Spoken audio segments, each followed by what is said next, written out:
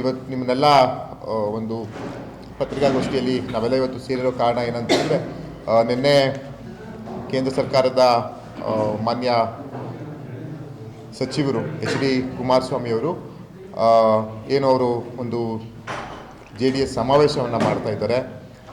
ಸಮಾವೇಶದಲ್ಲಿ ಕರ್ನಾಟಕ ರಾಜ್ಯದ ಸರ್ಕಾರದ ಬಗ್ಗೆ ಹಾಗೂ ಘನ ಸರ್ಕಾರದ ಮುಖ್ಯಮಂತ್ರಿಗಳು ಉಪಮುಖ್ಯಮಂತ್ರಿಗಳ ಬಗ್ಗೆ ಇಲ್ಲಸಲ್ಲದ ಆರೋಪ ಮಾಡಿರುವ ಬಗ್ಗೆ ಇವತ್ತೊಂದು ಮಾಧ್ಯಮ ಮಿತ್ರನ ಕರೆದು ನಾನು ನಿಮ್ಮಲ್ಲಿ ಹಂಚಿಕೊಳ್ಳೋ ಬಯಸ್ತಿದ್ದೀನಿ. ಅವರು ಒಬ್ಬ ಗೌರವಾನ್ವಿತ ರಾಜಕಾರಣಿಗಳು, ಕೇಂದ್ರ ಸಚಿವರಾಗಿದ್ದಾರೆ. ಅವ್ರ ಮೇಲೆ ಅತ್ಯಂತ ಗೌರವ ಇದೆ. ಅವರ ಪಕ್ಷ ಸಂಘಟನೆಗೋಸ್ಕರ ಅವರು ನಮ್ಮ ಜಿಲ್ಲೆಯಲ್ಲಿ ಸಮಾವೇಶವನ್ನು ಮಾಡ್ತಿದ್ದಾರೆ. ಅದು ಅವರ ವೈಯಕ್ತಿಕ, ಅವರ ಪಕ್ಷದ ಚೌಕಟ್ಟಿನಲ್ಲಿ ನಡೀತಿರೋದು, ಅದು ಅವರವರ ವಿವೇಚನೆ. ಆದರೆ ಆ ಒಂದು ವಿಚಾರದಲ್ಲಿ ನಮ್ಮ ಪಕ್ಷವನ್ನು, ನಮ್ಮ ರಾಜ್ಯದಲ್ಲಿ ಆಡಳಿತ ನಮ್ಮ ಕಾಂಗ್ರೆಸ್ ಪಕ್ಷದ, ನಮ್ಮ ಕಾಂಗ್ರೆಸ್ ಸರ್ಕಾರವನ್ನು ಹಾಗೂ ಮುಖ್ಯಮಂತ್ರಿಗಳಂತಹ ಸಿದ್ದರಾಮಯ್ಯ ಸಾಹೇಬ್ರನ್ನ, ಉಪಮುಖ್ಯಮಂತ್ರಿಗಳಂತಹ DK ಶಿವಕುಮಾರ್ ಸಾಹೇಬ್ರನ್ನ ಇಲ್ಲಸಲ್ಲದ ಆರೋಪಗಳನ್ನು ಮಾಡಿ, ಇಲ್ಲಸಲ್ಲದ ದಾಖಲೆ ರಹಿತವಾದಂತಹ ಆರೋಪಗಳು ಸರ್ಕಾರ ಮೇಲಾಗಿರಬಹುದು, ಇಲ್ಲ ಮಾನ್ಯ ಮುಖ್ಯಮಂತ್ರಿಗಳ ಮೇಲೆ ಉಪಮುಖ್ಯಮಂತ್ರಿಗಳಾಗಿರ್ಬೋದು, ಅದನ್ನ ನಾನು ಸಂಸದನಾಗಿ ಹಾಗೂ ನಾವೆಲ್ಲ ಪಕ್ಷದ ಕಾರ್ಯಕರ್ತರಾಗಿ, ಕಾಂಗ್ರೆಸ್ ಪಕ್ಷದ ಕಟ್ಟಾಳುಗಳಾಗಿ ಖಂಡಿತವಾಗಿಯೂ ಖಂಡಿಸುವಂಥ ಕೆಲಸವನ್ನು ನಾವು ಮಾಡಬೇಕಾಗ್ತದೆ, ಮಾಡುವಂಥ ಕೆಲಸವನ್ನು ನಾವು ಮಾಡ್ತಿದ್ದೀವಿ. ಇವತ್ತು ಅವರು ಸಮಾವೇಶ ಮಾಡ್ತಾ ಇದ್ದಾರೆ, ಅದು ಅವರ ಆತ್ಮಾವಲೋಕನೆ ಮಾಡಿಬಿಟ್ಟು ಅವ್ರು ಸಮಾವೇಶ ಮಾಡಬೇಕಾಗಿತ್ತು ಅನ್ನೋದು ನನ್ನ ಒಂದು ಇದು. ಯಾಕಂತ ಹೇಳಿದ್ರೆ ಇವತ್ತು ನಿಮಗೆಲ್ಲ ನೋಡ್ತಿದ್ದೀರಿ, JDS ಅವರು ಮುಂಚೆ ಯಾರ ಜೊತೆ ಇದ್ದರು, ಇವಾಗ ಯಾರ ಜೊತೆ ಇದ್ದಾರೆ, ಕಾಂಗ್ರೆಸ್ ಜೊತೆ ಬಂದು ಏನೇನು ಅಧಿಕಾರ ಉಪಯೋಗಿಸ್ಕೊಂಡು ಯಾವ ರೀತಿಯಲ್ಲಿ ಅವರು ಸಹಾಯ ಪಡ್ಕೊಂಡ್ರು ಕಾಂಗ್ರೆಸ್ ಪಕ್ಷವನ್ನು ಮತ್ತು ನಮ್ಮ ಕಾಂಗ್ರೆಸ್ ಹೈಕಮಾಂಡನ್ನು. ಇವಾಗ BJPಯವ್ರ ಜೊತೆ ಹೋಗಿ BJPಯಲ್ಲಿ ಹೇಗೆ ಅವರು ಆಡಳಿತವನ್ನು ಮಾಡ್ತಾ ಇದ್ದಾರೆ ನೀವೆಲ್ಲ ನೋಡ್ತಿದ್ದೀರಿ. ಆದರೆ ನಮ್ಮ ಸರ್ಕಾರದ ಬಗ್ಗೆ ಮಾತಾಡಲಿಕ್ಕೆ ಯಾವುದೇ ರೀತಿಯ ನೈತಿಕ ಹಕ್ಕು ಅವ್ರಿಗಿರಲ್ಲ. ಯಾಕಂತ ಹೇಳಿದ್ರೆ ಇವತ್ತು ರಾಜ್ಯದಲ್ಲಿರುವಂತಹ ಜನಪರ, ಬಡವರ ಪರ, ದೀನದಲಿತರ ಪರ, ಹಿಂದುಳಿದ ವರ್ಗದವರ ಪರ, ಜನಸಾಮಾನ್ಯರ ಪರವಂತಹ ಸರ್ಕಾರ ನಮ್ಮ ಕಾಂಗ್ರೆಸ್ ಪಕ್ಷದ ಸರ್ಕಾರ. ಅದು ಸಿದ್ದರಾಮಯ್ಯ ಸಾಹೇಬರು ಮತ್ತು DK ಶಿವಕುಮಾರ್ ಸಾಹೇಬರ ನೇತೃತ್ವದಲ್ಲಿ ಅದ್ಭುತವಾದಂತಹ ದಾರಿಯಲ್ಲಿ ನಮ್ಮ ಸರ್ಕಾರ ಹೋಗ್ತಿದೆ. ಅದನ್ನು ಸಹಿಸಲಾದವರು ಇವರು ಇಲ್ಲಸಲ್ಲದ ಆರೋಪವನ್ನು ನಮ್ಮ ಸರ್ಕಾರದ ಮೇಲೆ ಮಾಡ್ತಾ ಇದ್ದಾರೆ. ಇವತ್ತು ಗ್ಯಾರಂಟಿ ವಿಷಯದಲ್ಲಾಗಿರ್ಬೋದು, ಅಭಿವೃದ್ಧಿ ಪಥದಲ್ಲಾಗಿರ್ಬೋದು, ನಮ್ಮ ಜಿಲ್ಲೆಯ ಅಭಿವೃದ್ಧಿ ವಿಷಯದಲ್ಲಾಗಿರ್ಬೋದು, ನಮ್ಮ ಸರ್ಕಾರ ವಿಶೇಷವಾಗಿ ಹಾಸನವನ್ನು ಪರಿಗಣಿಸಿ ಇವತ್ತು ನಮಗೆ ಒಂದು ವಿಶೇಷವಾದಂತಹ ಸ್ಥಾನಮಾನವನ್ನು ಕೊಟ್ಟಿದ್ದಾರೆ, ವಿಶೇಷವಾದಂತಹ ಅಭಿವೃದ್ಧಿಗೆ ಅನುದಾನವನ್ನು ನಮ್ಮ ಜಿಲ್ಲೆಗೆ ಕೊಡ್ತಾ ಇದ್ದಾರೆ. ಅದನ್ನು ಇವರು ಸ್ವಾಗತಿಸ್ಬೋದು. ಜೊತೆಗೆ ರಾಜ್ಯ ಸರ್ಕಾರಕ್ಕೆ ಸಲಹೆಯನ್ನು ಕೊಡಲಿ, ಈ ರೀತಿಯಲ್ಲಿ ಹಾಸನ ಜಿಲ್ಲೆಯಲ್ಲಿ ಇವರು ಅಭಿವೃದ್ಧಿಯನ್ನು ಪಡಿಸಲಿ ಅಂತ ನಮಗೆ ಸಲಹೆ ಕೊಡಲಿ, ನಮ್ಮ ಜೊತೆ ಸಹಕಾರವನ್ನು ಮಾಡಲಿ. ಅದು ಬಿಟ್ಬಿಟ್ಟು ಇಲ್ಲಸಲ್ಲದ ಆರೋಪವನ್ನು ಮಾಡೋದು, ಇಂಥ ಸರ್ಕಾರವನ್ನು ನಾನು ನೋಡೇ ಇಲ್ಲ ಅಂತ ಹೇಳೋದು, ಕಾರ್ಯವೈಖರಿ ಬಗ್ಗೆ ಮಾತಾಡೋದನ್ನ ಅವರು ನಿಲ್ಲಿಸಬೇಕು. ಫಸ್ಟು ನಾವು ನಮ್ಮ ಕಾಲದಲ್ಲಿ ನಾವೇನೇನು ಅಭಿವೃದ್ಧಿ ಮಾಡಿದ್ದೀವಿ, ನಾವೇನೇನು ಆಡಳಿತದಲ್ಲಿ ನಾವೇನೇನು ಮಾಡಿದ್ದೀವಿ ಅನ್ನೋದನ್ನು ನಾವು ಪರಾಮರ್ಶೆ ಮತ್ತು ಆತ್ಮಾವಲೋಕನವನ್ನು ಅವ್ರು ಮಾಡ್ಕೊಬೇಕಾಗ್ತದೆ. ಅದಾದಮೇಲೆ ನಮ್ಮ ಪಕ್ಷದ ಬಗ್ಗೆ ಮಾತಾಡಲಿ. ಇವತ್ತು ಅವರು JDS ಪಕ್ಷದಲ್ಲಿ ಸಮಾವೇಶ ಮಾಡ್ತಿದ್ದಾರೆ, ಅದು ಅವರು ಸ್ವಾಗತಾರ್ಹ, ಅವರ ವಿವೇಚನೆಗೆ ಬಿಟ್ಟಿದ್ದು. ಆದರೆ ಇವತ್ತು ಅವ್ರು ಸಮಾವೇಶ ಮಾಡೋಕ್ಕಿಂತ ಮುಂಚೆ ಅವರ ಆತ್ಮಾವಲೋಕನವನ್ನು ಮಾಡ್ಕೋಬೇಕಾಗಿತ್ತು.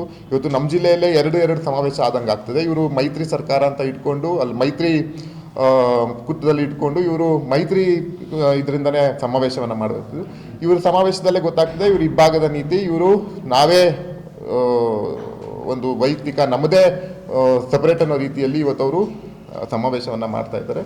ಆದರೆ ಅವರು ಫಸ್ಟು ಅವ್ರ ಜೊತೆ ಮತ್ತು BJPಯ ಜೊತೆ ಒಡಂಬಡಿಕೆ ಹೊಂದಾಣಿಕೆಯಲ್ಲಿ ಚೆನ್ನಾಗಿ ಹೋಗಲಿ, ಅದನ್ನು ಅವ್ರು ಫಸ್ಟು ಆತ್ಮಾವಲೋಕನ ಮಾಡಿಕೊಳ್ಳಿ. ಆಮೇಲೆ ನಮ್ಮ ಪಕ್ಷದ ಸ್ಥಿತಿಗತಿ ಬಗ್ಗಿರ್ಬೋದು, ನಮ್ಮ ಜನಪರ ಪಕ್ಷದ, ನಮ್ಮ ಸರ್ಕಾರದ ಬಗ್ಗೆ ಮಾತಾಡುವಂತಹದ್ದನ್ನು ಮಾಡಲಿ.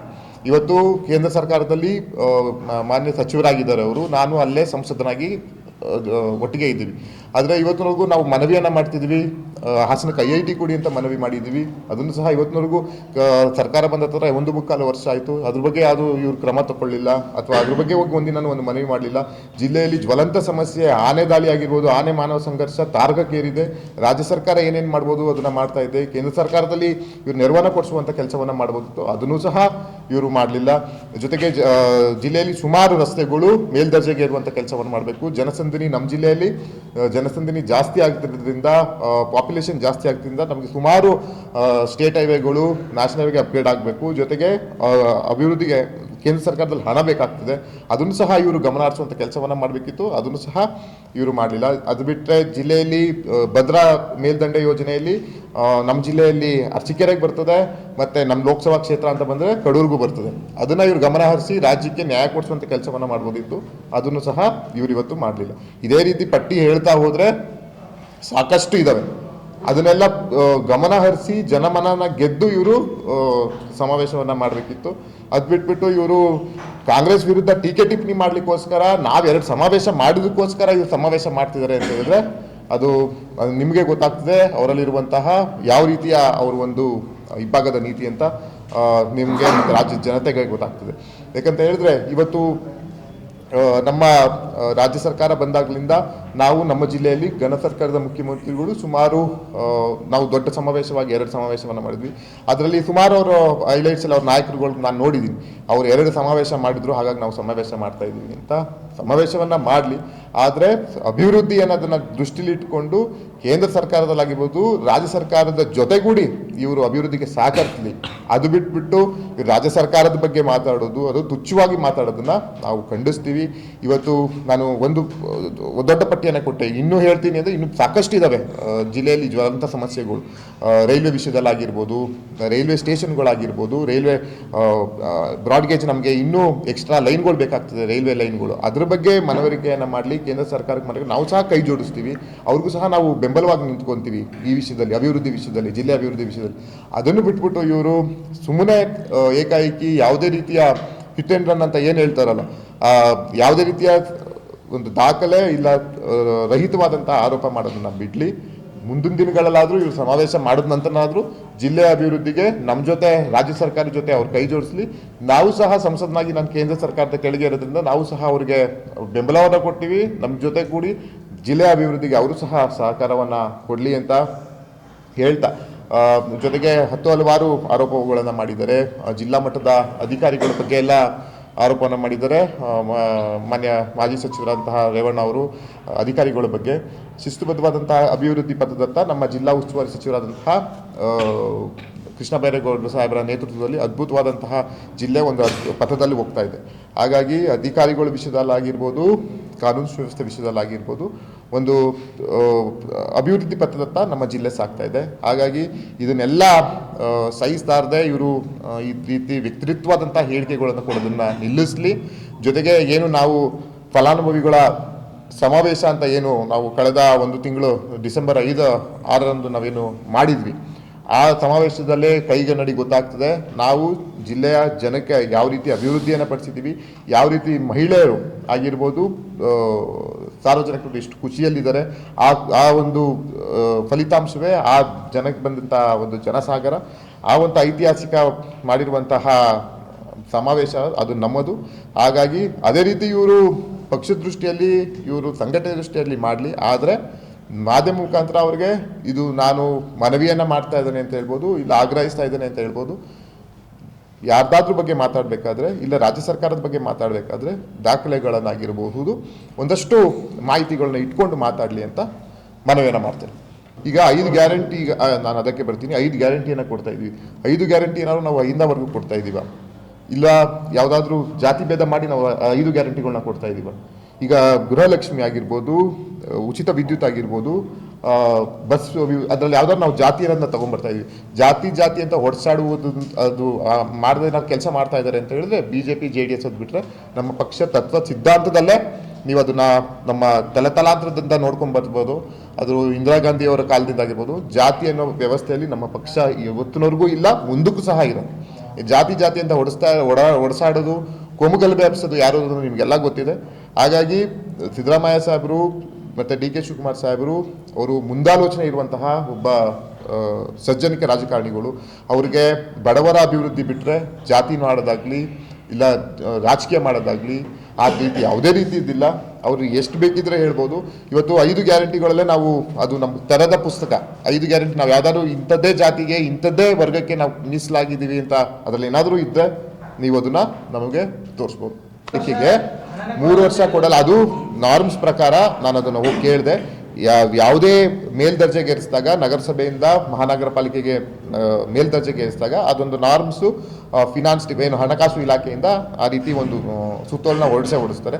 ನಾವು ಸಹ ಮನವಿಯನ್ನು ಮಾಡಿದ್ದೀವಿ, ನಮ್ಗೆ ಇನ್ನಷ್ಟು ಅನುದಾನ ಬೇಕು ಮತ್ತು ನಮ್ಗೆ ಇನ್ನಷ್ಟು ಮೆನ್ ಸ್ಯಾಂಕ್ಷನ್ ಮಾಡಿಕೊಡ್ಬೇಕು ಪೋಸ್ಟ್ಗಳನ್ನ ಅಂತ. ಅದನ್ನು ಸಹ ಮುಂದಿನ ದಿನಗಳಲ್ಲಿ ಮಾಡಿಕೊಡುವಂಥ ಕೆಲಸವನ್ನು ಮಾಡ್ತಾರೆ. ಇಲ್ಲ ನಾನು ಮನವಿಯನ್ನು ಮಾಡಿದ್ದೀನಿ, ಜಿಲ್ಲಾ ಮಂತ್ರಿಗಳು ಸಹ ಇದನ್ನ